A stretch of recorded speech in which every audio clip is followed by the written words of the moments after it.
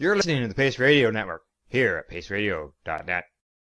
The opinions of the individuals during this broadcast are their own and may not be the opinions of their group or other organizations they may be involved with. All medical advice during our broadcast is not a medical opinion and should be checked with a medical physician.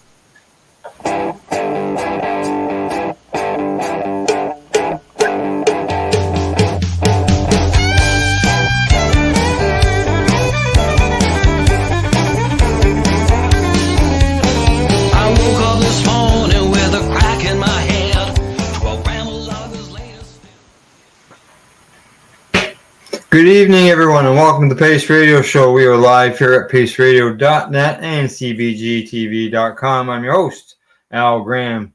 Tonight on the program, we are going to have a year in review. I'm just basically going to be able to, I have video clips of our guests in the past, and what we're going to do is play those video clips. Just so you know, I got some buttons going on here on my screen. The video clips of our guests that we had throughout, and they're about, as I mentioned, 10 minutes long. It'd be like a short bio of each of the guests, as well as some information, or say, for example, a product that they themselves make and they sell on a market or whatever. That'll be included in there. Let's see what else. These guests themselves, there are how I picked them. Basically, there's 10 of them in total. I'm gonna run 5 tonight, and then next week I'm gonna run 5 more. And the way that I picked them was I went through the Pace Radio Network's Facebook page, and I scrolled through and looked at the numbers of views, and grabbed the top 10 that way. Now, what I also must say, though, is in all fairness to all our guests, not every video was shared the same amount of time. Not every video was even shared. Not every video was shared to the same amount of locations. So, you know, it's not any scientific exact numbers. So it's what I could go by on that. So that's what I've done. And out of that list, they are going to appear randomly. Yeah, they're not going to appear in the order 10 through 1 or anything like that. It's just going to be 10 videos. 5 now and 5 next week. So as far as Tamara, I'm not quite sure where Tamara is tonight. Last I knew she was going to appear, but I know that she was having some health issues earlier. So hopefully everything is good with her. And who knows, she may drop in through the show. You'll notice throughout some of these videos that I run where I am doing the show alone, because where she was working at the time, she was appearing 10 or 15 minutes late. So I had to have to start the show without her. And so we can see some scenes where it's just me and myself and I with our guest. Now, I think tonight, though, I think she's involved in all of them from what I'm seeing here in front of me. Other than that, I think I'm going to get things going and talk about the first video that I'm going to show. And I'll talk a little bit afterwards and do that on each of the videos. So to get started, the first one I'm going to play is our interview that we had with Hayley and Cheryl Rose. They've been involved in the cannabis advocacy end of things for 15 years, as far as thinking of the numbers off the top of my head, dealing with Hayley and her condition. And it's been, it hasn't been easy, but Cheryl keeps plugging away, and they're seeing more and more success. I know in this video, and when we had them on the show and interviewing them, literally, we couldn't believe how much she had come along, and in her speech and interacting, everything was Tamara, who knows her very well, was really happy, really surprised. So I took that interview and I cut it down, just sort of took segments of it talking about Hayley's diet, what things that Hayley had improved on, and so on and so forth. I broke it up into little sections and put out a thing called a patient story, and it got quite a bit of play. So I was really happy with that, and when I get time, I'll do another one of those. But it's so here, I'm gonna get this started. I'll get this playing, and I'll be right back. There we go. I guess. Yeah, and then we'll talk about the joint after our guest. Correct, exactly, because we'll be 10 minutes talking about the joint. So I believe we should bring our guests in. Yeah, and then we'll get into the joint as well, because I'm sure they're interested in knowing about this joint. So yeah. Right, so you go ahead. You can introduce them. So I'm very pleased to introduce Hayley Rose and her mom, Cheryl, because Cheryl's always in the forefront. Because Hayley is joining us tonight. So we're very pleased to have you on the show, my girl. And Hello, we want to ladies. catch up. It's been a while since everybody's seen you. And you're on video and you're on Roku TV as well. So we wanted to see Hayley. So we're really happy to have you on the show. Thank you. Can you hear her? Yeah. And you guys can catch up. And yeah, we can hear her. And there's Cheryl too. Say hi, Cheryl. Hi. So, how you doing? We're okay. Yeah, you're not getting any of this crappy. Well, actually, this winter I have heard about the West Coast getting snow. So we had a bit, but didn't last long. Haley's Right hoping there. there'll be more. The snow is up and covered half the door. did it? It covered half the door. It was so Did deep you go? that Did you get to go out and you touch walk it? in it, you get buried in it. Yeah, she liked the snow. Yeah, halfway up the door, you get buried in it. You sure would. You're walking right out it. You would have been. Did you like? Did As you? you Yeah. can Did you tell, got to touch it? Her ketones are nice and high, and you can tell she's doing well just from. Oh. right Oh, now, yeah. so. Yeah, I went exactly. on the sky Yeah. train today, and it's been almost 4 years. 3. Almost 3 years since I've been on the sky train, and I went on the sky train today. Nice. And how We're was trying it? to trigger seizures and see what her ability to withstand seizures right now is with the high ketones. So And how did tonight she we're do? going to watch a movie and try and trigger some. I told her a Japanese animated one would work. Sailor Moon. Sailor Moon, Card Captain. Oh, you love Sailor Moon. Matter. Didn't you dress up as Sailor Moon for Halloween this year, Hayley? Or were you several things? Yeah, I Right. think I saw that pretty picture of you. You look beautiful. Thanks. It took 3 or 5 days to dye my hair blonde. I'll come closer. Let's To get see. it this light. Oh, wow, it is Oh. really light. Look at that. And look at how long your hair is. Wow. Yeah. Yeah, my hair goes all the way down to here without Whoop. when it's not in a braid. It goes all the way Wow. down to Has this it here. Yeah. Oh. That's Has long. it never been cut like, I imagine some people would just It clean up their hasn't- heads, but being it's that It long. hasn't been cut for at least 11 years now. 11 years. It has been. Has it been? Yeah. Has it been that long? 11 years growing my hair. A long Wow. time. Correct. Long time. You should tell people how old you are now. Well, You should tell our audience how old you are. I'm gonna be 30 years old when on the 11th of April. Yeah. Wow. We're hitting. And that is so fabulous. Oh, yeah. Yes, Yeah. exactly. Twice So her for the- lifetime from what they expected this April. Yeah. Well, For the we met people- her. It was 2012, right? She was just 14 was or when she started, and then we met Right. you guys just after that, and then For, yes, for because she was like anybody- 14 or 15. 15. Right? Yeah, 15. 15. So I've known you half your life then, For those for the viewers for the viewers and listeners, because it goes out in the radio, in a radio audience as well as video. Could we back things up a little bit and let some people know the story behind Hayley? Well, Hayley has Lennox-Gastaut syndrome, which is a rare, severe form of childhood epilepsy. By the time she was 15 in January 6, 2008, I was told that there was nothing more that could be done.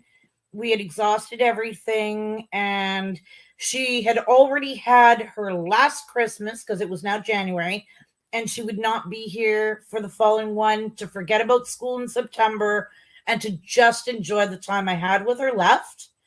And at the end of May, I took the law and the rules into my own hands, and I gave her medical cannabis.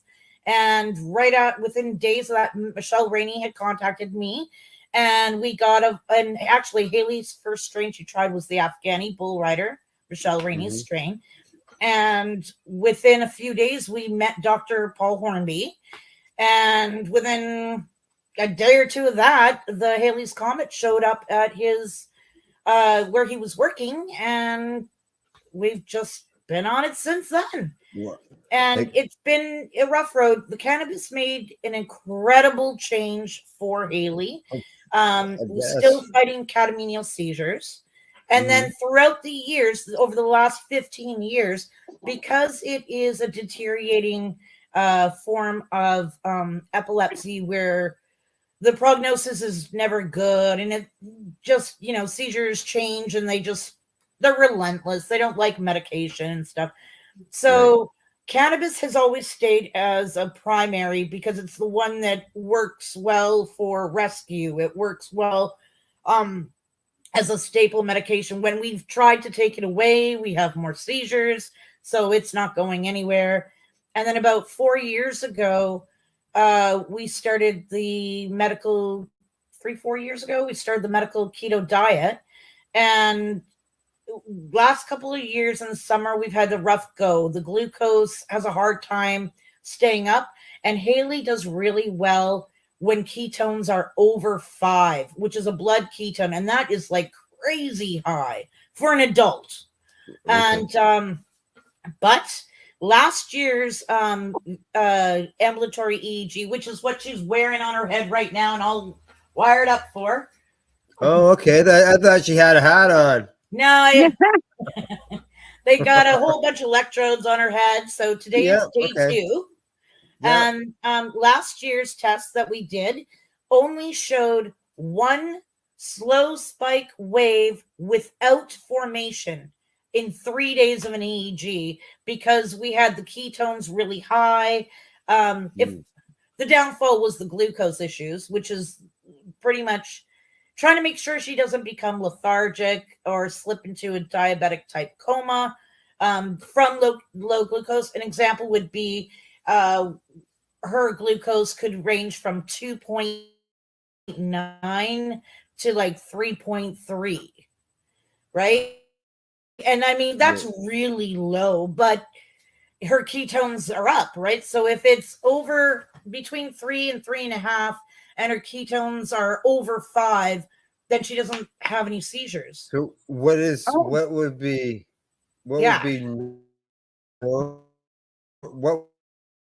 considered normal? Like glucose, like over 7 glucose. Yeah. And ketones would be nothing for a normal person. Okay. Yeah. She's 5. So hers is lower than normal and lower than typically used, but there are some patients on medical keto that do have very low 3s for glucose, and they're okay. So we're just trying to keep her stable with that. The hardest problem we have is if the glucose goes too low, then she's got medical issues, and we have to increase it, and then we have issues with keeping the ketones up, and it's kind of a pain, but it works. And so today we did the Sky Train, and she could hear a bit of sound, but it wasn't bad, and no seizure activity after that.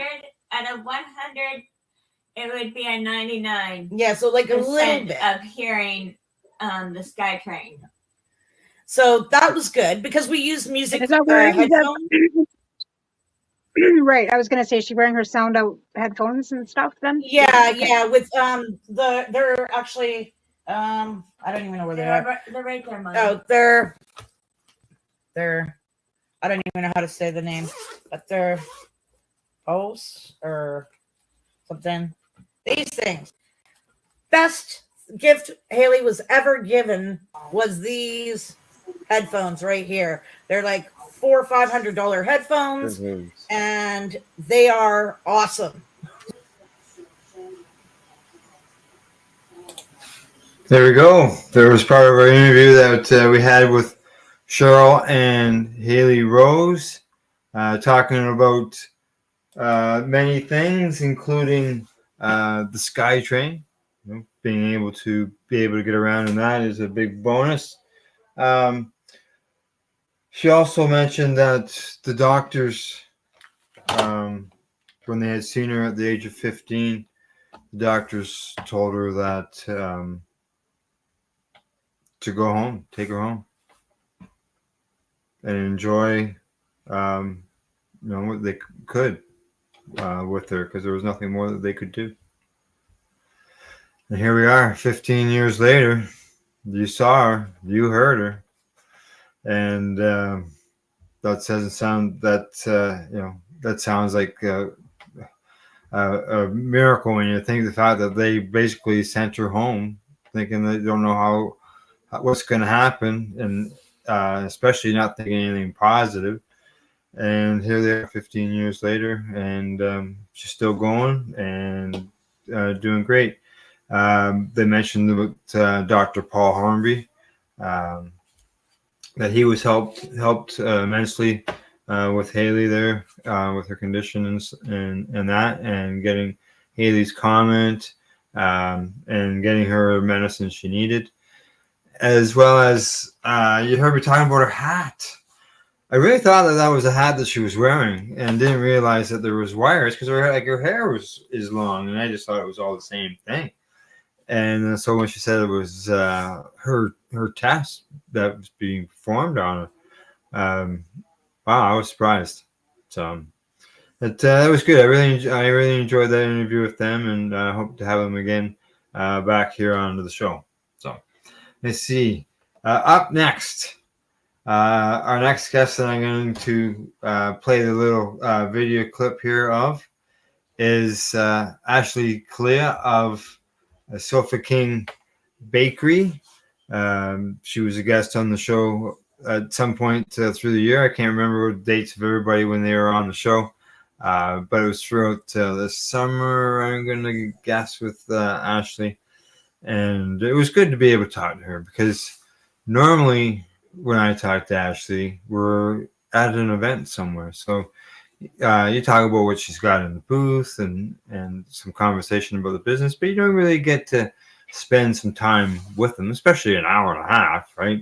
You're at an event, you can't spend an hour and a half at one booth. So we got to spend some time with her and find out a little bit more about her. So here's the interview we did with Ashley from Sofa King Bakeries.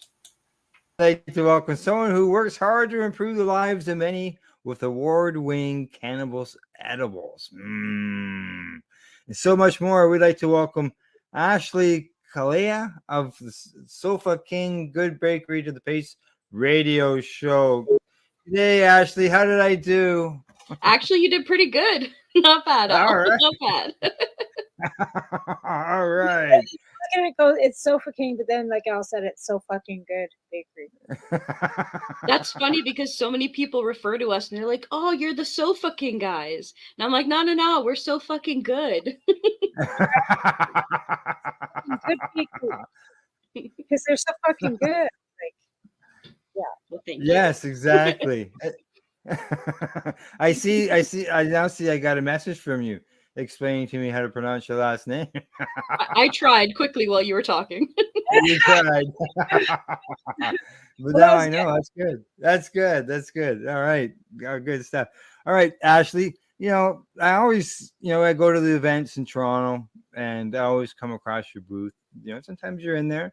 and sometimes that you're not. And being that we don't only get to spend a few minutes at each booth, we don't really get to meet you, you as a person. And obviously, so I'd like to find out more about you as a person, what you do. We do more than just bake. People do more than just farming. People have their hobbies or other things like that. So it's always good to get caught up on those things as well. But of course, we're going to be talking about some baked goods tonight. That's for sure. Awesome. So, all right. So let's. Why don't we start there? What got you involved in the cannabis community? What was sort of your launching reason? Some people it's because of medical use. Some people, because they wanted to help others. So actually, both of those. We started out as medical patients ourselves, and at the time, I was working in dispensaries pre-legalization. And trying to help out medical patients who wanted something other than a smokable product.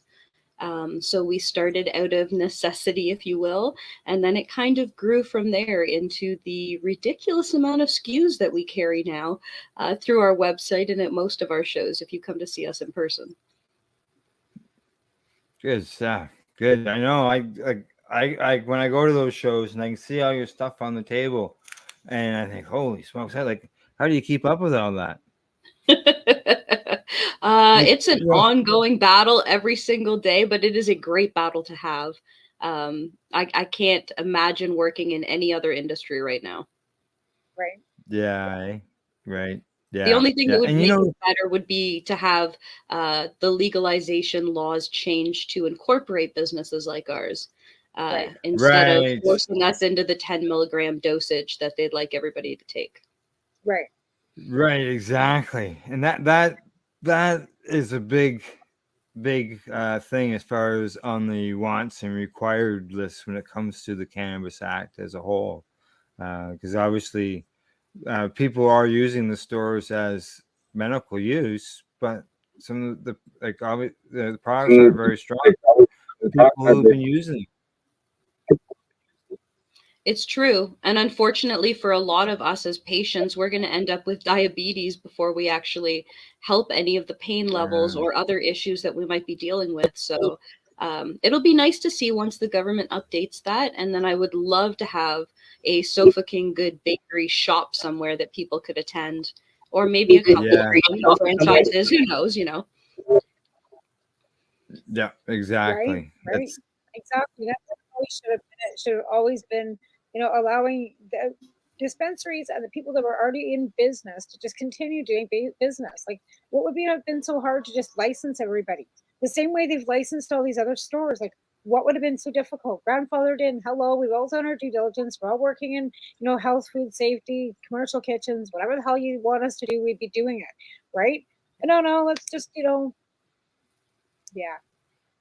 Yeah, it would have been nice if there was a way that could bring everybody in under the one umbrella, because there's so many good entrepreneurs out there that aren't getting in because of what's required to get there. Oh, 100%. The hurdles that they've put in front of a lot of us small mom and pop businesses, there's no way we're going to make it into the OCS shelves, even if they do increase the limitation on milligrams. Yeah, you need more than just that, obviously, to change. Yeah, sure. So when I'm not busy doing things for the bakery or the market, I like to make stuff out of resin. So I actually have a couple of pieces with me. I run a company called All That Glitters. So I've got, try not to have it flash. Okay, just go to the bit. Yeah. Hey, looks like there's a couple joints in the center there. There are a couple joints in there, and they're holographic, so my lighting here is really liking to pick up the sparkle too. But yeah, it does. I try to pack as much sparkle as I can into whatever it is that I make. Okay. Yeah, it was sparkly. It almost looked like the end of the joint got a little bright. No, I don't know whether that's what was supposed to happen. That's what it looked like. Okay, so this one here is another tray, and this is somebody smoking a doob. I'm gonna say you can see the big earring. Nice. You can almost say those are stars behind. I see It's got 2 compartments over to the side as well. Yeah, so you've got the round one, and then you've got a square one underneath it, and then a larger square rolling surface, if you will. Nice. And, Awesome. and the So- great thing about these, if you drop them, they don't break. Not, For the not most like part, yes, they're very durable. Yeah. Yeah.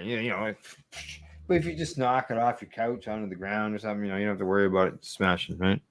Right, right. So Um, okay, so you got trays. What else do you make besides trays? Is there other things that you? so much stuff. I don't even know if we can list it all. We Let's got, we aim got for another. We got another 45 minutes. Oh, okay. Well, in that case, So lots of time. Tell us. Show us. so let's talk about stoner-centric art. So I make Okay. rolling trays of a bunch of different types, a bunch of different styles, different shapes. I do ashtrays in a bunch of different styles and shapes, including the infamous pot leaf shape, which is probably my most popular ashtray that I sell. I do carb cap holders. I do dab tools. I create bong rests or dab rests, which also double as sugar. What's the word I'm looking for? What's the word for a hot plate that you use in your kitchen? Hot plate. Yeah, like when you take something out of the oven, you can put it onto said hot plate. Yeah. A trivet. Trivet. That's the word I was looking for. Thanks. That's my partner in the background, always saving me. Bloody hell! You. So I make trivets too. I've never Basically, heard of if I can make it and it is weed themed, I'm going to attempt it. And then I make a bunch of stuff that is not weed themed. So I do charcuterie boards that have gemstones in them, and I do larger pieces that look like broken apart geodes that are more wall art than anything else. Serving trays. Keychains. I make more self-defense keychains out of resin than I probably do any other product, and that includes all of the weed stuff that I make. That sounds like a weapon. Okay, so technically, because it's made out of plastic, so it is legal to use and carry in our country. However, that being said, they are shaped like animals that have sharp, pointy parts to them, like ears or what have you. So they do help you get your point across. But I make a lot of them. Well, hey, yeah. It's both a good and bad problem to have in this city. Correct. It is. It is. Right. Yeah. And that's more of a protection thing. It's not where you're using it to threaten people with. Not at all. If you didn't know any better, it just looks like a really sparkly keychain. Yeah. I'm sure it does. Yeah, exactly. The case, a bunch of resin stuff now. Custom orders as well. Oh yeah. Anything you want that I make, you can customize in any color. So long as I have a mold for it, I can create it for you. And if you'd like a custom image put inside of something like your logo, let's say, I can totally do that for you as well. Oh.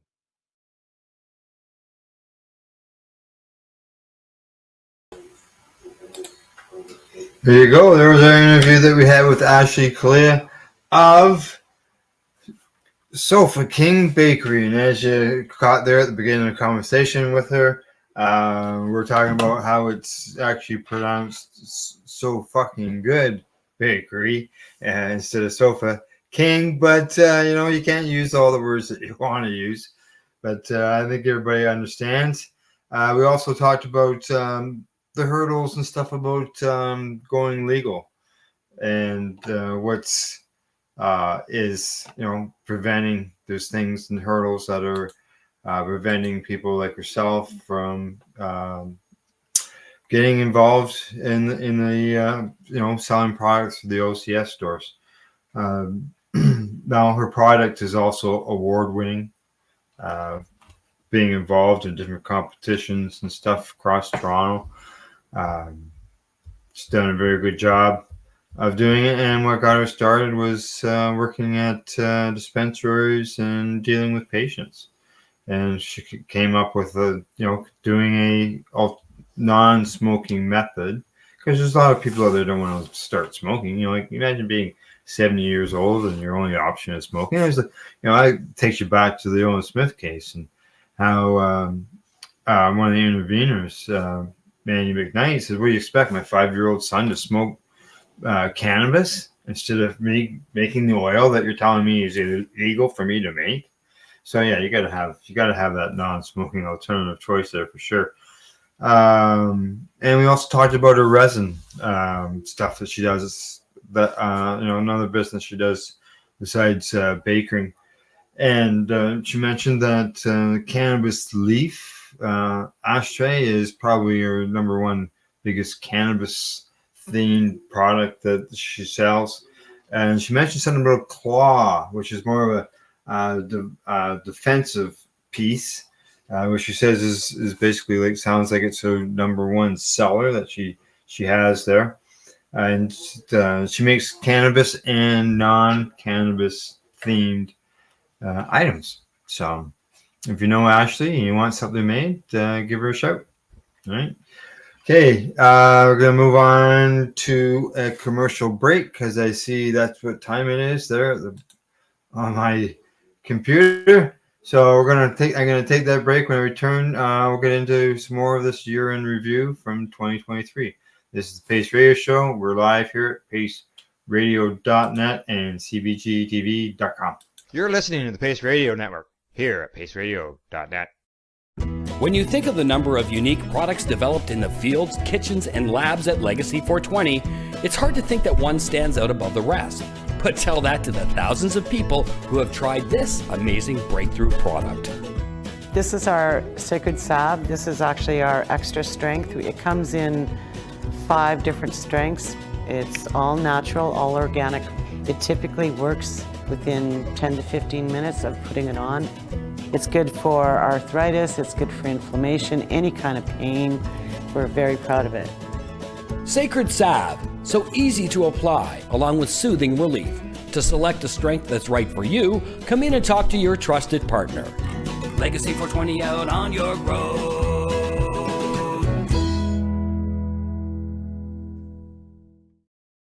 Pace Radio Network. By patients, for patients, and for those who want to know. Enjoy the buzz of legalization with Campbellford Lifestyle Shop. From lights to plant nutrients, books, consumption accessories, and more, we've got all your basics to grow or consume cannabis. Visit our info center or take a look at our piercing services and body jewelry, now available in-store through Campbellford Lifestyle Shop, 17 Bridge Street West, Campbellford.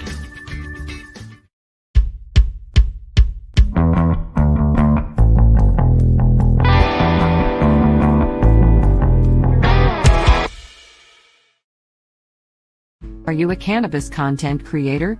Are you looking for a place to have your content seen? If you answer yes to both questions, then you need to check out cbgtv.com. Let's share Pace everywhere. That way it can help create peace. People everywhere advocating cannabis education. Limestone City Hydroponics is Kingston, Ontario's hydroponics shop. Take your growing to the next level and create the optimal environment with a tent kit, or maximize your yield with an ebb and flow flood table kit. Either way, Limestone City Hydroponics has more sizes and options to fit your needs. Are you looking for the power of the sun that adapts to your budget? Then look no further, as they have professional grow lighting. They have indoor grow systems that are easy and cost effective, with many options to fit your living space and lifestyle. Cultivate your growing potential. We have everything you need to succeed. And if you can't make it to the store, they offer local delivery to the greater Kingston area. Remember, when you're looking for experts to help you grow, then look no further than the locally owned Limestone City Hydroponics, 105 Sunderland Drive in Kingston, Ontario. Call them at 613-548-0420. You're listening to the Pace Radio Network here at paceradio.net. And you're watching the Pace Radio Show's Year in Review. We're live here at paceradio.net and cbgtv.com. And don't forget, if you always miss a show, you can always catch the podcast afterwards at our website, paceradio.net. All right, so tonight what I'm doing is a Pace Radio Show year in review for 2023. I've gone through the Pace Radio Network's Facebook page, picked out some past broadcasts, the ones with the higher numbers, mind you. It's not a scientific thing or anything. There might have been shows, other shows that might have not, that might have done better if maybe they're shared more, because not everything got shared the same amount of times, not everything gets shared at the same place, right? So yeah, so this is a good random. There's 10 in total that are going to run over the next 2 weeks, and today I'm covering the first 5, and I see I got a comment from Limestone City Hydroponics. You're welcome, guys. I'm gonna stop in and see you soon. I've got to get some product for the ladies, and I'll be down to see us. All right. So the next guest that I am going to be discussing is past host here, actually, on the network, and she was Tamara's co-host on Canada, Quebec, and that is Loretta Clark. She came onto the program. We're just basically getting caught up with Loretta. I hadn't heard from her for a while. She was involved in the Toronto scene, and then she moved to Quebec into the Montreal area, doing stuff there. And during this interview, she's got herself a job working on a licensed producer. So we'll be talking about, I'm sure, all of that over the next 10 minutes. See you on the other side. Say we bring in our guests. I see that she's sitting there waiting patiently. And so at this time, we'd like to welcome Loretta or Lil Clark, however you want to say it, to the Pace Radio Show. How you doing, Loretta? Hi, Loretta. how are you? How are you? Very good. Congratulations. I think it's amazing and so well deserved. And it's awesome that you're nominated. That's so cool. Thank you very much. Appreciate that. Yeah, you deserve it, bud. No, that's fantastic. It's long overdue. Very hard here. That's great. Yeah. It's it's nice to be recognized for what you do. Sure. It's a bit of a. There's the good and the bad. And Loretta, you've got a job working for an LP now. So Yeah. how is that going? Like really, I know we talk on a regular I basis, but I think when you're in the fight for legalization, it does all feel very local and also national. But now that that's been attained, even though it's not the legalization like the one that I had hoped for, that's for sure. But it's changing slowly, and it's still in a process and whatever. I think I'm happy to be working for this LP. It's a small one. It's MTL Cannabis. It's in the West Island of Montreal. And I think because, I had a lot of experience in the very, very early days of not being in really healthy gardens, but, some definitely were. But, just being in one that's really highly regulated or, it's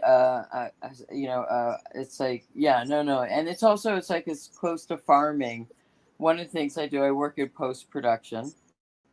And I'm part of a team that takes down the plants, so harvest day, and I really enjoy it, even though I'm dealing with some chronic pain issues. I'm like, I like, it's like that's what I always think, okay, this is a day I feel like I'm a farmer, the way we do it. So, and the plants are big, so. Yeah, no, it's been like I've been working there about 8 months. But there, like you said, really it's highly regulated, right? So Health Canada is in there on a regular basis, right? And Health Canada has cameras that they watch them. Yeah, we get audited quite regularly. We're under surveillance. I mean, I enjoy the highly regulated aspect of it. Honestly, I just I just do. And but most important is there's a core group of people. They're very creative, just what you'd expect with cannabis. They're musicians, they're artists, really lovely people, young people. So I'm having so much fun working with them, and we're having fun working together. And it's it's small in some ways, but it's growing. They've just partnered with like Canada House, a veterans-based LP, and they've got a few other partners. And they just started with the success of one strain, Sage and Sour, and it grew from there. Like, I think the company's around 80 to 100 people, but they're going to be growing. But the rooms are, considered still, I guess, by LP standards, like the rooms are not huge, like massive warehouses. So like, so it's not a micro grower. I came in partway through the conversation, and it's a good thing I left when I did, because I lost all my power. Yeah, no, I think they are. Power? They're considered small, but I don't think, I think there's a couple of definitions. Like, I don't know how small micro is, to be honest with you. Micro's only 100 square feet. This is small LP. Yeah, see, and micro is like 100 square feet. They can only do like 100 square feet, I think, or 150 square feet. The micro goes like in between the two like blue lines of a hockey. Yeah, right. I remember they're limited to their production. So it's bigger than that, for sure. Yeah. So we have one here too. There was some equation for for the arena. I mean, I don't know exactly. I don't want to represent them. I don't know. I'm not supposed to be saying too much, I think, but yeah. So you mentioned that you were part of the harvest team. You tear them down. Like, so do you get involved in the trimming? Like, I don't know what all you can say. No, post production, and they're looking for workers. Post production includes like trimming, and they pride themselves on being committed to craft. They have pretty high standards, and so basically there's hand trimming and scissors trimming, depending on the strain. We do a lot of like one strain that's called apple fritter, and it really it's really better to hand trim it, thumb trim it basically, than scissor trim it, you know what I mean? But they do like, they pride themselves on, like I said, being committed to craft and being on modern street. They definitely do business outside of Quebec, but in Quebec they're not doing edibles yet, so they're they haven't gone down that road yet. But your edibles are limited. I think you guys only got 4 edibles or something that are available to you. Yeah, there seems to be still too many restrictions. Well, Quebec has always had the higher restrictions, the website right? doesn't say much. They're very low key. You know what I mean? Because Quebec forces you to be. That's why you can't really promote them. Like, whatever. Like, it's a bit ridiculous. Like, it's way more restrictive. You got like figs. Figs is your edibles. Like Glenn. What? You have figs. Like, you guys only have like 4 things. Figs and a couple other things. Like, I know. Like, they just like I don't go into the stores much, but I think they are getting more and more choices of hash, and MTL Cannabis does hash too, and it's very good. I think their products are really good, but I'm biased definitely towards them, because I'm finding them really pleasant and to work with. You said the plants were big. I'm curious, when you harvest, what is the average size of a plant? What's the average size of it? They are big I'm just wondering, because you said they're big plants, right? And I don't know what big for a Canadian producer is. You don't know what? I don't know what big is like for a Canadian producer. How big is like one plant, say on the average when you're harvesting? I would like the plants, like you know, they're higher up on pots, so you know they look like they're 7 feet tall, but they're not because they're way up off the ground. But they're probably 4 feet, 5 feet. Like they're huge. No, the plants are really big. And so and they don't. And what are they growing in? They're not growing. They're not growing in dirt, are they?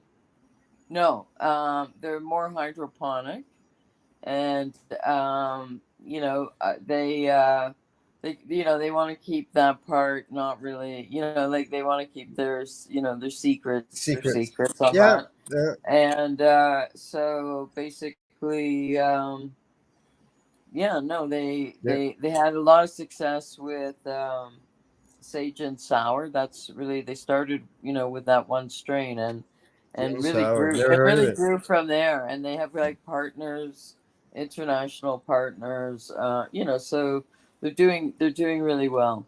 And they were medical. They were medical. International partners. Like when we thought about that, like you think about like, okay, we international partners, but you can't take a joint across any international border, right? Yeah. And you can't import or export as a citizen, but yet they can, because I know that in Australia, because I was talking to Murray not that long ago, you got Tilray growing in Australia. Yeah. And that's where their cannabis is coming from. Even though it's being grown in Australia, it's still a Canadian company down there growing in Australia. Wow. So I kind of find it hypocritical that you know, they're allowed to have international partners, but yet they can't promote in Quebec, right? Quebec's like, no, you can't promote. Right? We're allowed to have international partners. That's just it's crazy. It's crazy, but none of it makes any sense. It doesn't make any sense. It's like some weird, you know, hangover of prohibition, stigma, blah blah. But they love the money, and so they got to see that loosening up means more money. I mean, it's coming, but it's just whatever. They're like, I can't. Well, it's stupid because they don't want to appeal to children, right? Like, this is the thing, they don't want to appeal to children. Mm-hmm. Yet we have children that actually need cannabis, right? So you don't want to appeal to children. You don't want to, but here we've got Sophie, she's 6. We've got Hayley, well, she's not a kid anymore, she's 30. We have all these children that benefit from the use of cannabis. We could be giving our kids cannabis to sleep instead of melatonin. You know what I mean? Because I think melatonin's harder on your kidney than cannabis would be. But yet they don't want to appeal to children. But we should be the first line of defense for our children should be cannabis. That's just my thoughts. Like, not that I want my kids smoking a joint. I don't want my 13-year-old smoking a joint. I don't want him smoking anything. I get it. But I think they still have a hard time thinking of it as medicine here. Like, they're just behind. I don't know what to say, but they're, because Health Canada will not recognize cannabis as a medicine. So we are right back to the same dilemma and the same conundrum we have always been as patients until Health Canada, and I said this at the legalization roundtables when I was in Vancouver before legalization, I said it right to the policymakers. Until you guys recognize cannabis as a medicine, we are going to be in the same conundrum that we are now and after legalization and going into legalization, because you're still going to leave the people that need it for medical purposes behind. And they have. Yeah. Why we couldn't have court cases? There you go. There's our discussion that we had with Loretta Clark. Talked about many different things, including the fact that what's going on in Quebec. But whenever I've watched Loretta, and you can see in that video, Loretta's always laid back. She's just always, resting. Just laid back is what she always is. I never see her get too overexcited, but during this conversation, you heard us talking about the Quebec edible situation. I don't think it's improved much since we talked to Loretta. I think it's still only a few items you can get. You'll never be able to buy, presently anyways, for the foreseeable future. You won't be able to get anything like that we get here in Ontario, the OCS, when it comes to anything chocolate or the gummies or anything like along that line. It's more fruits or something. Like I mentioned, figs. There's some other things that they've got, but it's it's not things that appeal to children. I think some of it even doesn't even appeal to adults. So we learned that Loretta's working with an LP, and so now she's in the trimming area. I would think that while you're trimming in a licensed producer, you're probably having to wear a hairnet, gloves, probably an apron, stuff like that, in order so that you don't contaminate the cannabis. It's not like when you're sitting at home with your buddies trimming up. It's talked about some sour and sage strain. I've grown that in the past.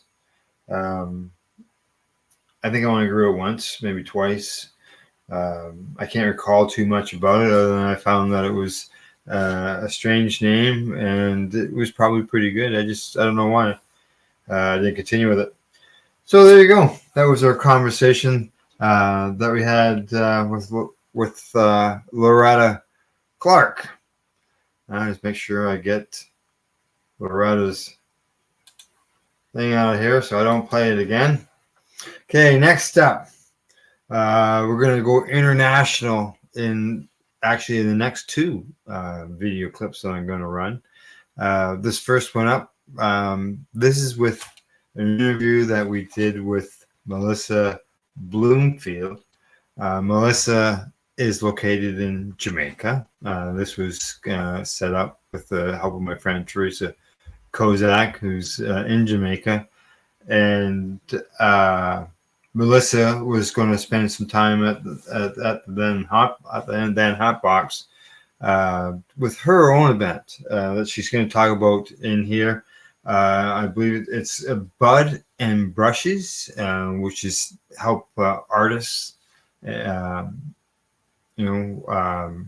make awareness of their products, and I believe there's some assistance being done with this as well. From there, she's also a entrepreneur. She has her own business called Nell's Treats. And you'll hear about them during the interview. So we'll see you on the other side in 10 minutes. How did you get into cannabis? All right, so I am Mel of Mel's Tree Eats, Jamaica's leading cannabis edibles brand, and the curator of an amazing event called Buds and Brushes JA, which is a continuous event that gives back to various charities across Jamaica. Grew up here in Jamaica. Didn't grow up around cannabis. As a matter of fact, my entire family is not canna friendly, and they still aren't, even though that's the line of business that I'm in. There's still that stigma. A lot of people think that everybody from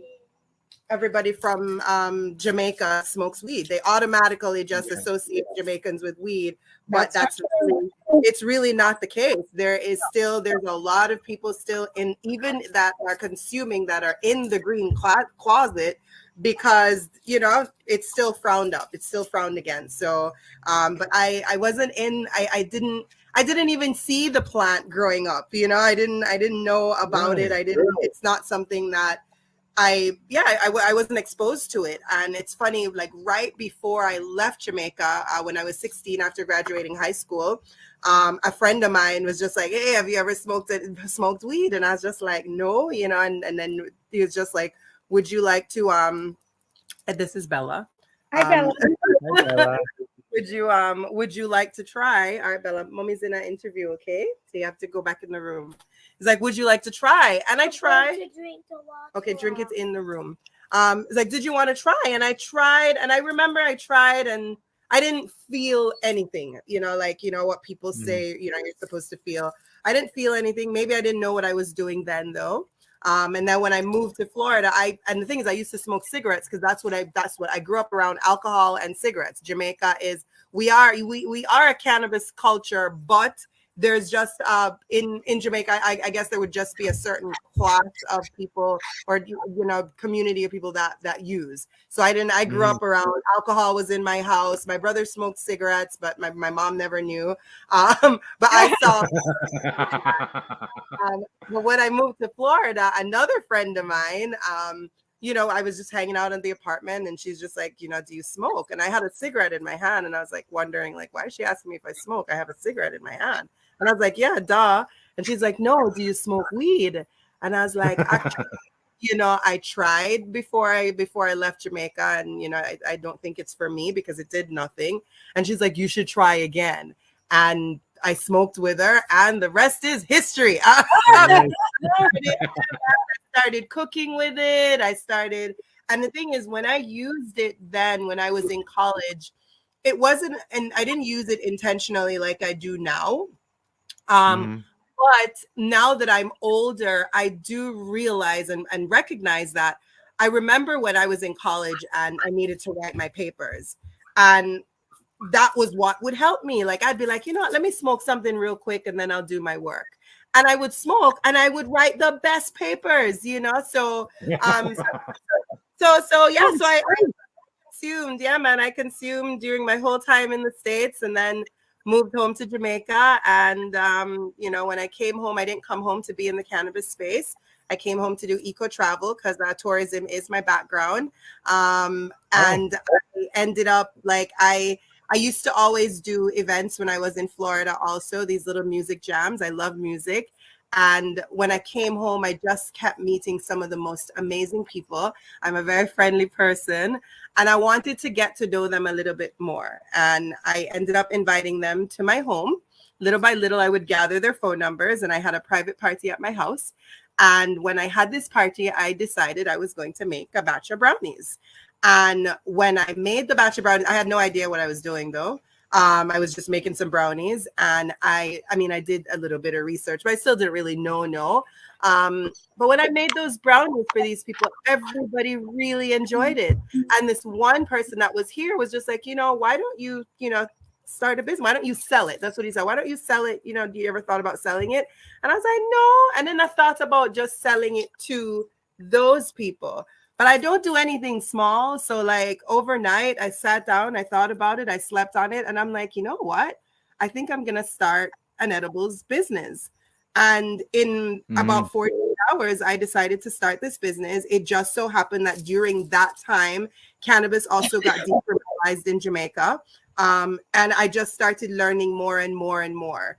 I started, and everything just started coming together. Like, the more I learned is the more I was out there promoting cannabis. I went to a big reggae concert where they started the first Herb Curb, and I was a part of the Herb Curb. And I got interviewed by a couple TV stations and ended up on TV. And when I spoke of cannabis, I spoke of it now because I was learning more also during that time.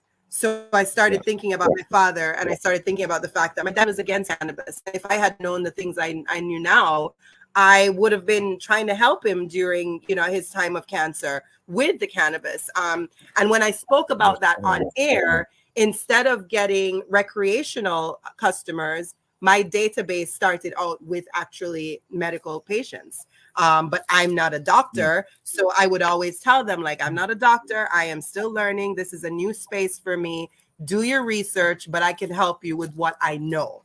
And that was how that started. What a beautiful way. And that's exactly it. Like, a beautiful way to help and give back with so many good things. Man, that's amazing. Yeah. Now, as far as your buds and brushes event, now, what all is that itself? Okay, now we know that you're raising money for charity and all that, but what is the event itself? So the event itself, that's my other baby. So that was born out of my love for cannabis, my love for music, my love for art, and most importantly, my love for giving back.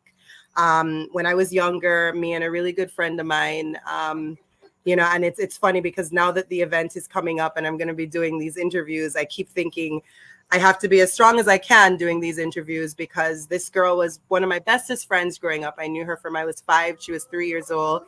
And we used to talk about we used to make these cassette tapes, which I finally found it a week ago. Oh, you found it. Found it. I need to get it. I need to get it on something before it gets damaged. But I've had this from I was a little girl. me and my friend Karine Thomas, we used to sing and make these tapes and said that we were going to sell them and give them back to the homeless. And fast forward, I'm 45 years old now, and I'm doing an event called Buds and Brushes, and the sole purpose of it is in order to give back. The reason I say I have to be strong is because on my 3-year anniversary, right before I was leaving to go to my event, I found out that my friend had passed away.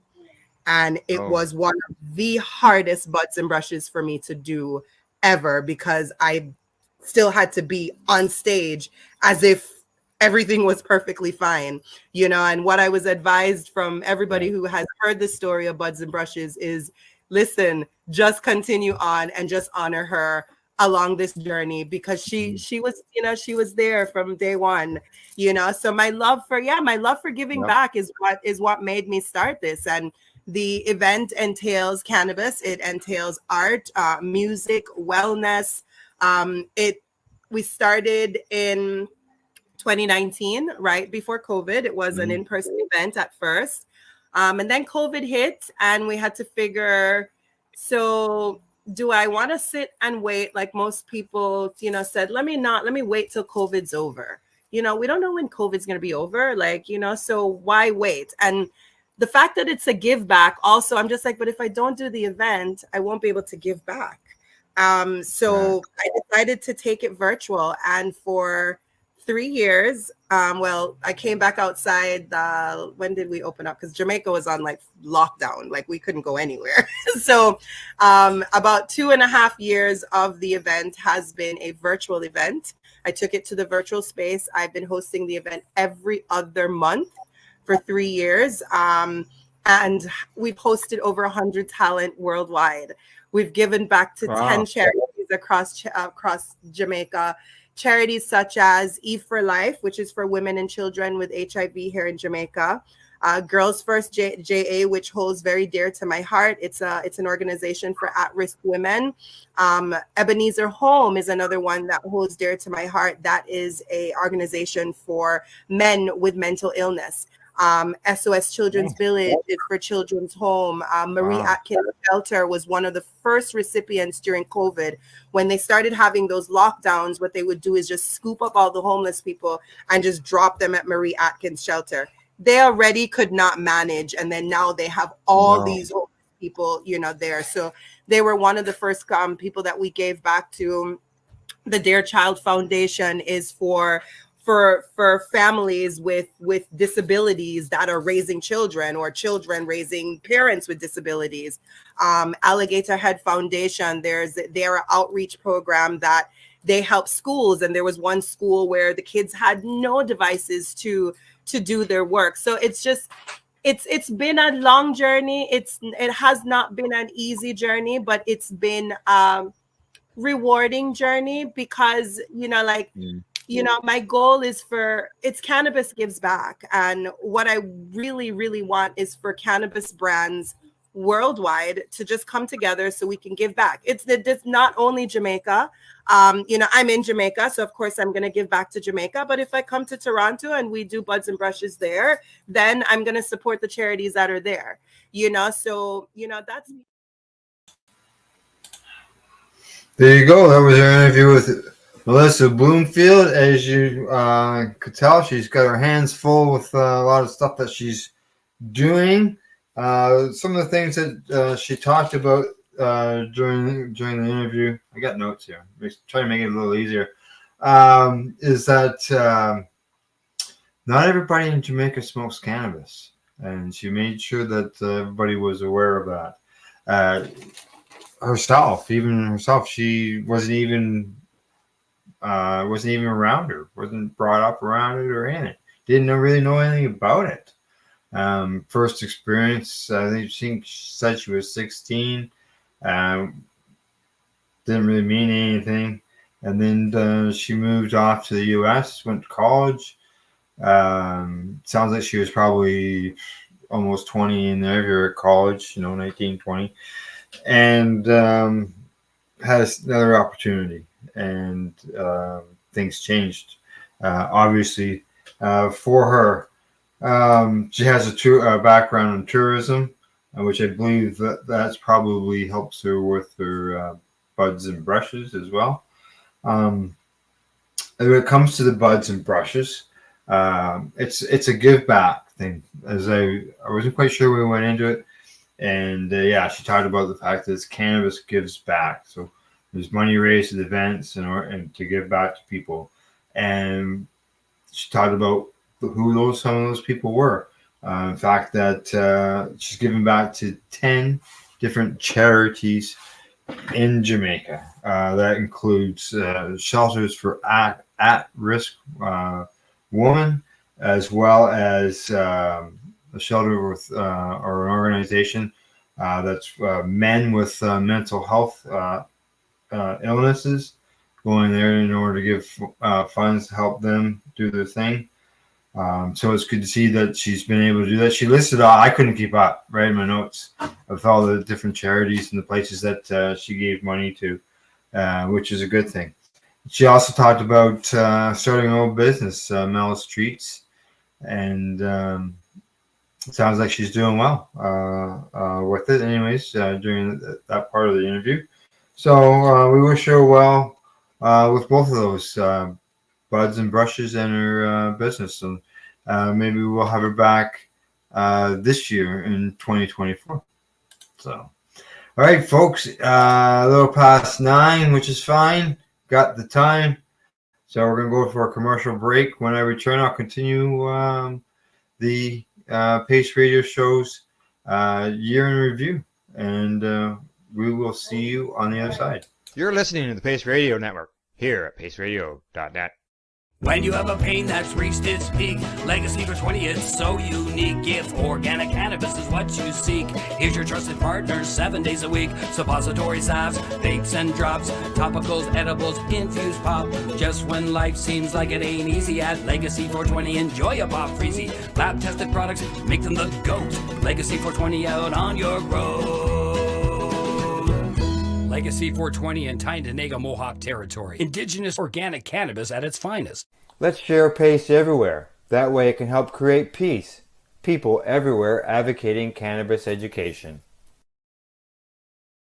Are you looking to get your medical cannabis grow license? Limestone City Hydroponics can help patients through the process of obtaining their license to grow medical cannabis. What's that? You don't have a doctor. If you meet the medical criteria, Limestone City Hydroponics has a nurse practitioner who can assess and provide medical cannabis prescriptions. What are you waiting for? Contact Limestone City Hydroponics at limestonecityhydroponics.ca or call them at 613-548-0420.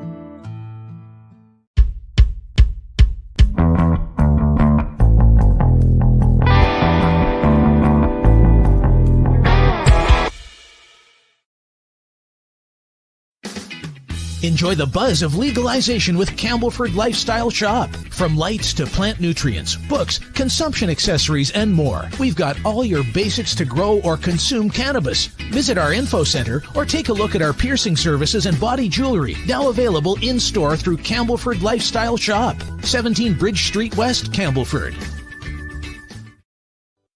Pace Radio is the people advocating cannabis education radio network. Limestone City Hydroponics is Kingston, Ontario's hydroponics shop. Take your growing to the next level and create the optimal environment with a tent kit, or maximize your yield with an ebb and flow flood table kit. Either way, Limestone City Hydroponics has more sizes and options to fit your needs. Are you looking for the power of the sun that adapts to your budget? Then look no further, as they have professional grow lighting. They have indoor grow systems that are easy and cost effective, with many options to fit your living space and lifestyle. Cultivate your growing potential. We have everything you need to succeed. And if you can't make it to the store, they offer local delivery to the greater Kingston area. Remember, when you're looking for experts to help you grow, then look no further than the locally owned Limestone City Hydroponics, 105 Sunderland Drive in Kingston, Ontario. Call them at 613-548-0420. We are people advocating cannabis education here at paceradio.net. Hey, welcome back, and thanks for tuning in the program. Right now we are I get this banner up here. There we go. You're watching the Pace Radio Show's Year in Review 2023. This is only part one. Part two will run next week. When I'm doing for over the 2 weeks, we'll be running 10 different videos, randomly done, not in any specific order. There is basically what I did was grab some off of the Pace Radio Network's Facebook page. 10 that had some good viewership, so that tells me that people enjoyed them. So I am taking pieces of them and playing them to date. So, alrighty. Next on the agenda here is our last guest of tonight that I'm going to play, and this is an interview, another international interview. We're going. The Virgin Islands. There we go. Virgin Islands. Get that right. And we go down there and we talk to AC Moon. So here we go. All right. At this time, I'd like to introduce a guest who is a business owner and author, patent innovator. We'd like to welcome AC Moon, cameraman to the Pace Radio Show. How you doing, AC? I'm doing good. How are you? Can you hear me?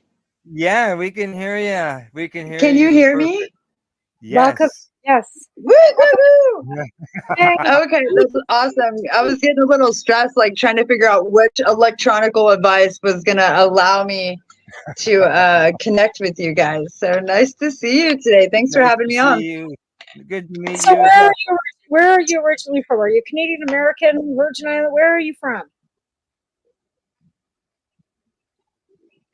Oh my goodness, the reception's terrible, so I am hoping you can hear me okay. Right now I'm in St. Thomas in the Virgin Islands. I'm from Northern California, and I've been working in Northern California my entire life. So I'm working in the Caribbean. I've been working here for about 6 years, and in St. Thomas for about 7 months. So it's pretty cool. Nice. We're Canadian. Yeah, I was just trying to get a joint rolled. It's always nice. Go right ahead. Canadians, that's awesome. Yes, yeah. I'm a couple hours east of Toronto in Ontario. And Tamara? I'm 12 hours east of Vancouver.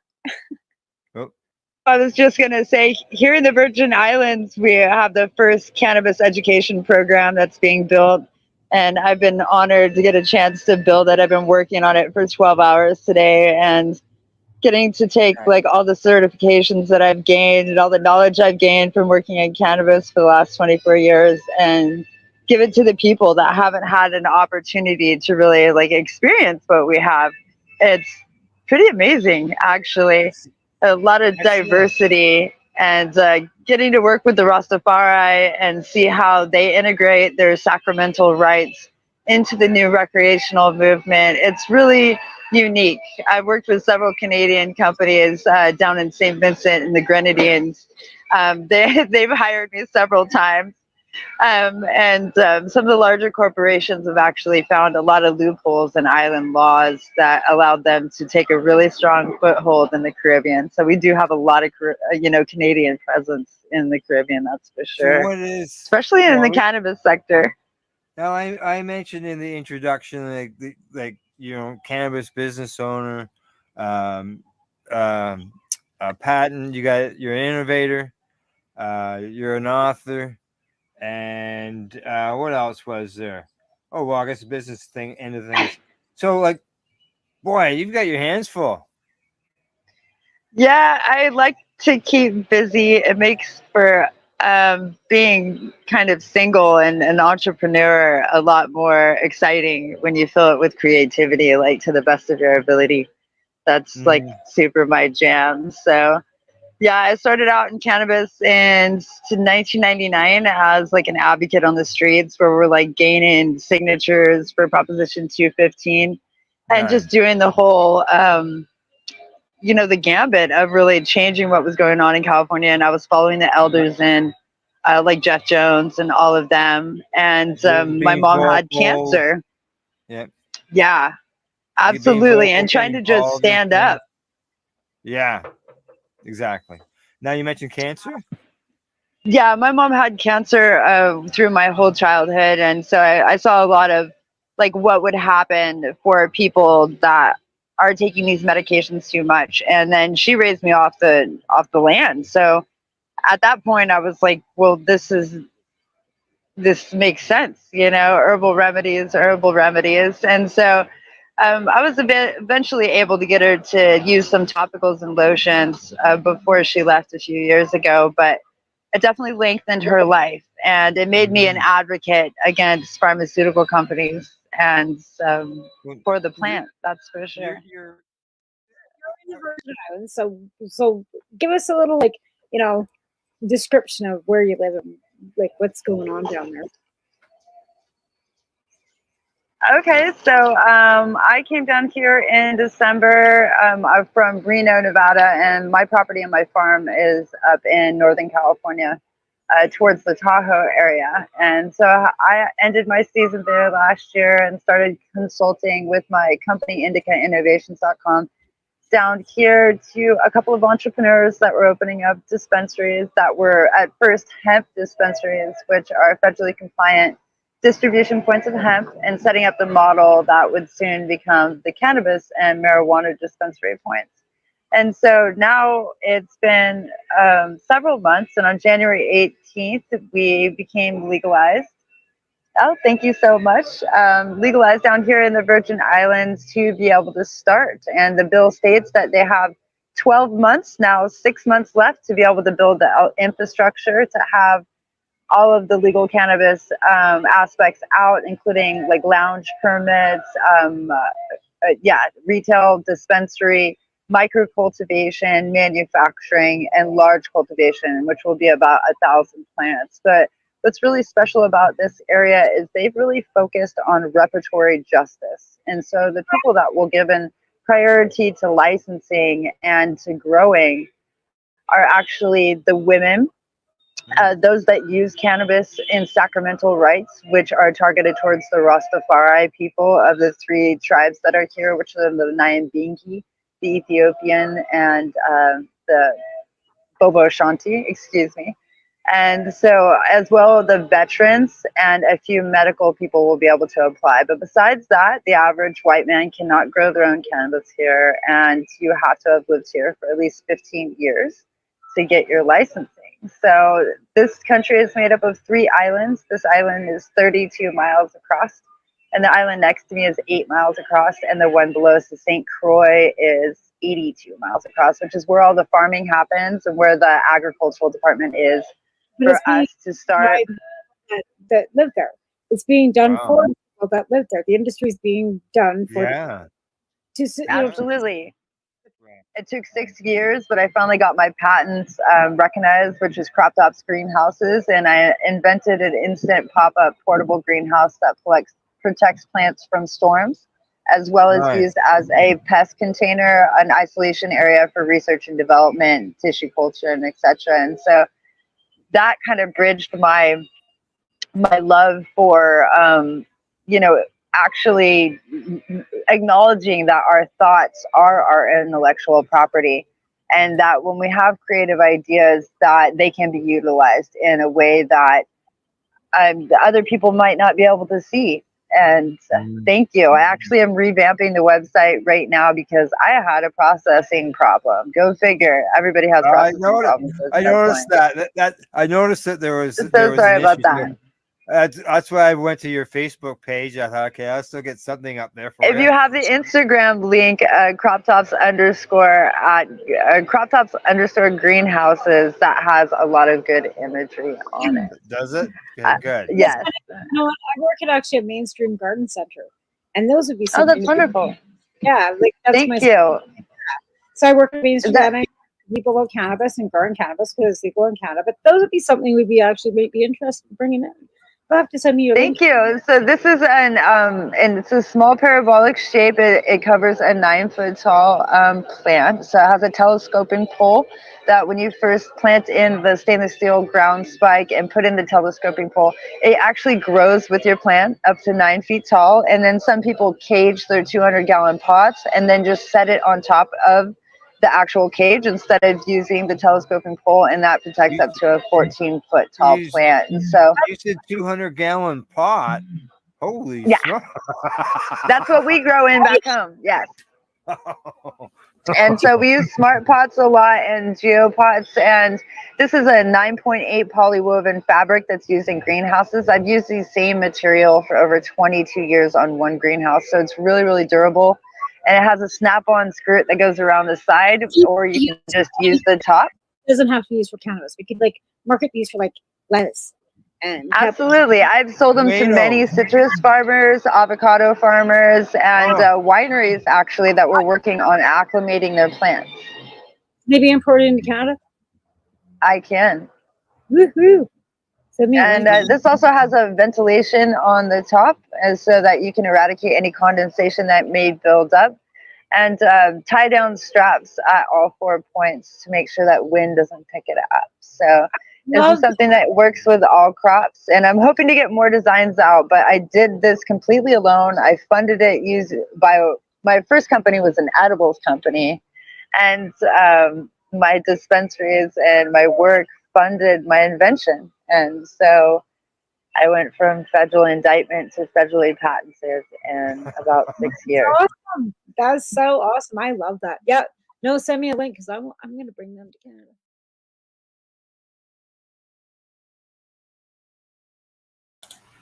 There we go. That was our interview with AC Moon. During the interview, we talked about many different things. The fact that she's a business owner. She does a consulting business with cannabis. Let's see what else. She developed and working on a cannabis education program, a school course there on the Virgin Islands. She's been there, I think she's 7 months.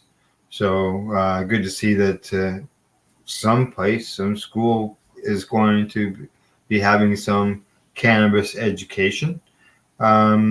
She's been involved in the cannabis community for 24 years. She has worked with companies here in Canada, obviously down there, but Canadian companies.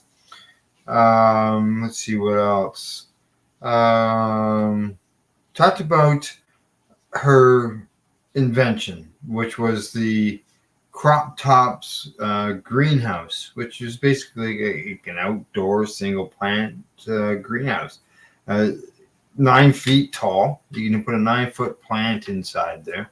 200-gallon pot. Like, holy smokes. That's a big pot. And there's a pole and there's a cage that holds it all in place. You can see some of the pictures when I was doing the share screen there during the interview. So it was good to see that she's having obviously lots of successes between being a business owner and the entrepreneur and educating people about cannabis, and educating people about cannabis is always a good thing. All right, let's see. That's my 5 videos that I'm going to run for today. Next week, I'm going to run 5 more videos. I haven't got the names off the top of my head, but I'm sure you will enjoy them all. So other than that, I think I'm going to depart. I'm going to play a little promo here for CBG TV's Bud Break book, and then I'll be playing the closing. So other than that, I'm going to do a shout out. I'm going to do a shout out to all our guests that we had in 2023. We hope to see you in 2024, and if we don't, maybe 2025. Sometimes you just can't always get together. So I hope to see you at some point anyways, and let's see what else. Happy New Year's to everybody, because this is the first show that we've had since we got back. And let's see, other than that, you can find the Pace Radio Network and the Pace Radio Show. We're on Facebook, we're on Instagram, we're on Twitter. Let's see where else. We're on a few other, but I can't get into everything. There's just too many. We can also be found on the web at paceradio.net. Thank yous go out to our sponsors, Legacy420.com, the Campbellford Lifestyle Shop, and Limestone City Hydroponics.ca. Thanks for the show tonight, guys. And thank you to everybody who tunes in and watches the program. Other than that, thank you. And good night. We'll see you all next week. And tune in tomorrow morning. Psychedelics and Cannabis Educational News. Glenn and I will be at the desk talking about the latest news. So I'll see you on the network-wise tomorrow. Announcing CBGTV's Bud Break book. Get your copy now. Detailed strain reviews. Every purchase supports the ongoing efforts of CBGTV. Available from Amazon and at cbgtv.com or scan the QR code.